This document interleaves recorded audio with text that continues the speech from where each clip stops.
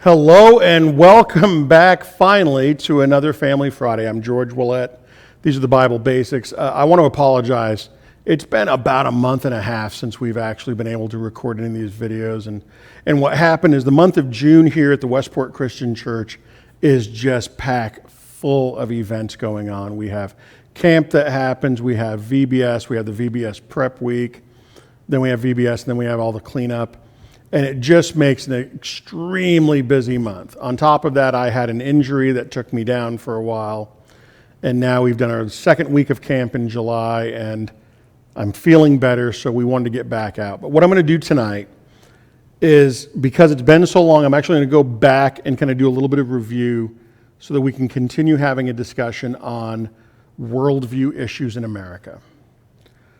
For those that don't remember, I had talked about a recent study that had been released. It was actually done from some surveys that came out in 2020 and 2021, where George Barna, a guy who's known for his research skills out of Arizona Christian University, had wanted to ask the question of how do American adults, those 18 and older, actually view the world? How do they make decisions and organize their life? And I found the research really interesting of what it reveals about who Americans are, and so we just wanted to share that. I was going to do it for like one night, but we get a lot of response, so I wanted to revisit it, and I don't want to leave it and give up on it. So here's the thing. What's a worldview? Again, this is a general definition that we kind of found, and a worldview is your overall view of the world. Again, I know that's kind of a cliche. But we got to understand it's not physically looking around and what I see, but it's our philosophical view. It's how I perceive the world, how I organize the world around me, how everything that exists, everything that matters, all fits together. It's how I understand the world around me. That's a worldview.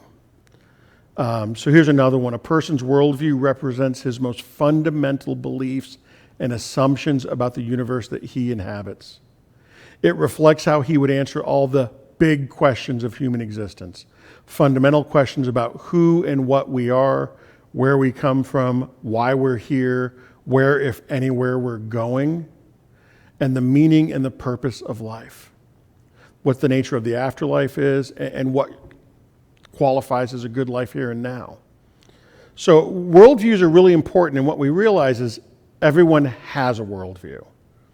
In fact, what I've realized kind of looking into some of this is people's worldviews actually begin to form at a much younger age than I think people realize. And you start making assumptions about the world actually based in infancy. Before I became a minister, I was involved in social work with foster and adoptive kids. There was this issue that we dealt with in neglected children called failure to thrive. And what we realized is that from the earliest time of life, if a child had a need and they would cry and a parent or a caregiver would go and feed them or change them or hug them or just take care of them, it affected how that child grew and how they developed. Children that were neglected, children that no matter what they did, no matter if they cried or anything, they weren't taken care of. People weren't going and checking on them and changing their diaper or feeding them. That they actually kind of retreated into themselves. They stopped crying, they wouldn't eat, they weren't developing and growing, and thus the name failure to thrive. And children learned at a very early age whether or not they could affect the world around them by crying or not. Whether they could depend on someone to come and take care of them or not. Well, those fundamental building blocks of worldview kind of lock in earlier than people ever would have imagined. So as we're growing and we're living in this pluralistic society where there's a lot of different competing ideas, people view the world in different ways, and it's why there's so much disagreement in America right now, in the world. Everyone kind of has a different way of perceiving the world around them. And so George Barna and his team, they wanted to look at some very fundamental, basic worldviews that are out there. And here's what they found.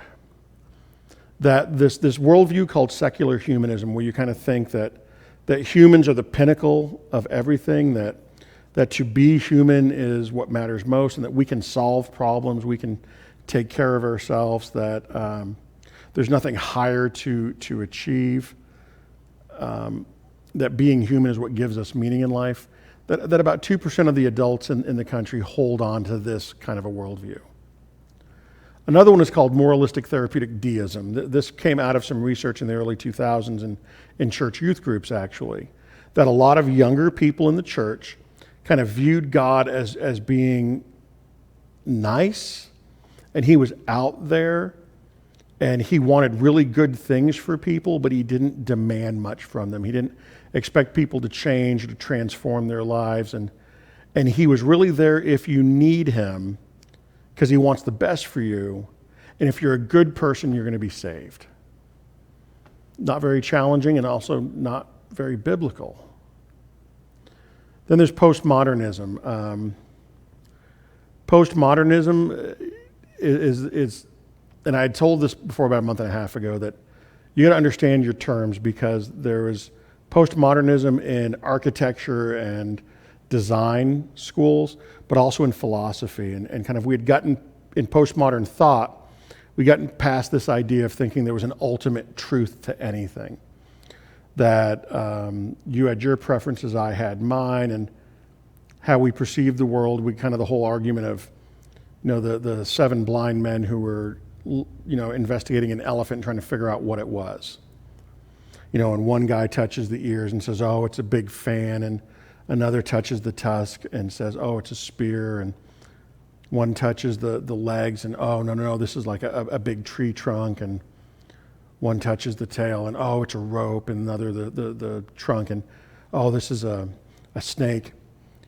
And postmodernism is like, see, we don't ever see anything perfectly, so we don't know what's true and what's not true. The problem is, if you're not blind, you can see the bigger picture. The idea that you can't see a bigger picture is putting limitations on you. So postmodernism doesn't really float, and it kind of shows that only 1% of the population actually holds to this as their dominant worldview. Nihilism. Nihilism came out of some philosophy, Friedrich Nietzsche, and this idea that God is dead, and ultimately nothing really quite matters anymore. That ultimately we're all going to die and decompose, and the universe is going to explode in a heat ball of death, or is going to spread out into this cold death. So ultimately there's no meaning, so just kind of do whatever and live this depressed lifestyle, or just try to enjoy as much as you can today. Again, about 1% of the population, adult population of America, holds to this.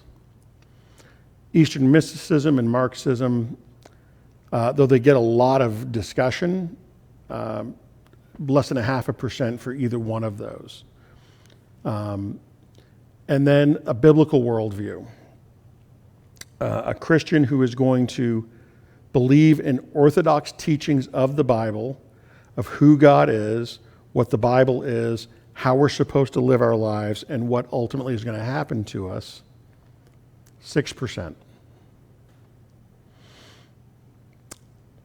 I wish I could say that's surprising, but when you keep following research over the years, you see that biblical literacy and a biblical understanding of the world has been decreasing for a long, long time. But right there, that doesn't add up to even close to 100%. So if you added in about 0.5% for both Eastern mysticism and Marxism, it's, right around 12% of the adult population in America holds one of these views. What they found is something called syncretism. 88% of American adults hold to what Barner would describe as syncretism. And what this means is that you do a smorgasbord, you do a kind of a buffet of beliefs, that you take a little bit from here and a little bit from there, and whatever works for you and whatever feels good, helps you understand the world, you'll join them together, even if they're mutually exclusive. Even if they don't go together, you will find a way for them to go together, because it gives you comfort. It helps you understand the world. This has happened in America because we're not teaching worldview. And Barna said this in his book, that in America, worldview is caught, not taught. We just grow up and kind of figure it out. Syncretism in the church looks like this. People who claim to be Christians, but they go to psychic mediums, or they do tarot cards, or they believe in reincarnation. Things that clearly in the Bible say do not engage in, but they're going to follow them anyways because it helps them and it makes them feel good. So their commitment, their priority is themselves, not a biblical worldview. And I think this explains so much of what's going on in this country. Why we're having a tough time talking to each other and understanding each other. Why there seems to be so much animosity and anger and just evil in the world today. And we need to have that anchor of a worldview that best explains the world around me, but also calls me to something higher. So again, this was just a real quick summary. We'll get back into it, do a couple more summaries to catch back up, and then we will get into the book. Some people had asked when we first started this is, what were the questions in the survey? And I didn't actually find the survey, but I did order the book from Barna. I'll make sure I show some of it. And in each chapter, they kind of say these are the questions they asked and how people responded. So I'll share some of those so you understand what it is we're actually talking about. But again, I'm really glad to be back. I hope y'all start coming back, and we will strive to make sure we put this content up every week for you. God bless. See you next week.